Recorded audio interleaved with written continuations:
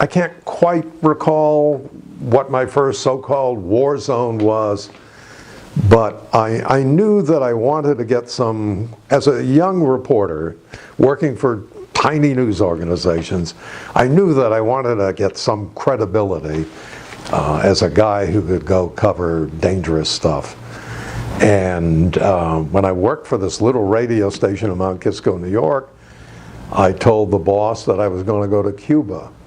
It was the first anniversary of Fidel taking over, and he said, well, we're not going to send you to Cuba. And I said, well, I know that, but I'll go on my vacation and will you run the stories? And he said, it depends. So I did that. My next stop at another radio station, I thought that what was going on in the Dominican Republic, the dictator being assassinated, sounded thrilling. So I said, I'm going to take my vacation now, and I made my own plans and went there. So there was just always something in me that wanted to experience that. And you know, in Cuba, I walked onto a ball field where Fidel Castro was pitching in a charity game, and I never imagined that somebody would think it was a possible assassination attempt. I wanted to interview Castro, and I had this big tape recorder, and I just walked out as he was walking off the mound, and all these guys were there with guns, and I got an interview. And you know, I don't know, a year later, I go to the Dominican Republic, and I'm thinking, all right, what do I do? I mean, it's not like the networks where you have a lot of people and a lot of backup. It was Morton and his tape recorder, and I found out where two of the Trujillo's assassins lived, and I went over and knocked on their doors and told them that I was an American reporter. I was just a kid, and I wanted to talk to them, and I ended up spending time with two of them, including going target shooting one day with Antonio Imbert, who was one of the gunmen. And I just learned an awful lot. And you know, even when you work for a network, there are times when people don't want to let you do what you want to do, and you have to have devices. And I once,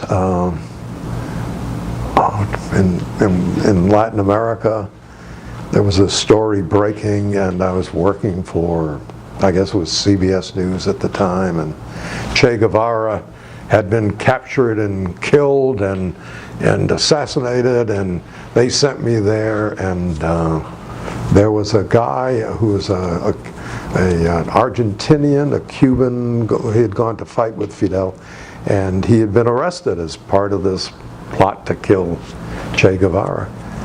And I went into an army compound and asked, with an interpreter, and asked, well, who's in charge here? I mean, how can I? And they bring me into this a colonel, and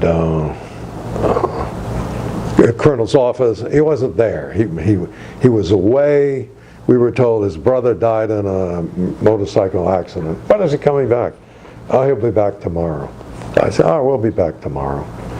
So we went back tomorrow, and I remember the next day, and I remember the officer his name was Reque Tehran, and he had a riding crop, and he kept banging it on his thigh, and he said, well, you were here, I'm told, well, yesterday, what do you want? I said, well, we want to interview this guy you have in prison here, and who was captured with, that's right, he was captured with, when Guevara was killed, this guy was captured, he was with Guevara, and no, that was impossible. And I said, can I tell you something? And this is through an interpreter. He said, what? And I said, you know, your brother got killed on a motorcycle. Yes, he did. What is that to you?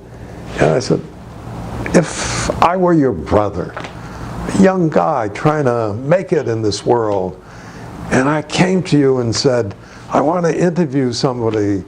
I mean, would you want someone to tell your brother to get the hell out of here? And he looked at me, and he opened his desk, and he wrote permission and said, you come back tonight at midnight. And the camera guy I was with said, I don't think we ought to do that. I said, no, we're okay.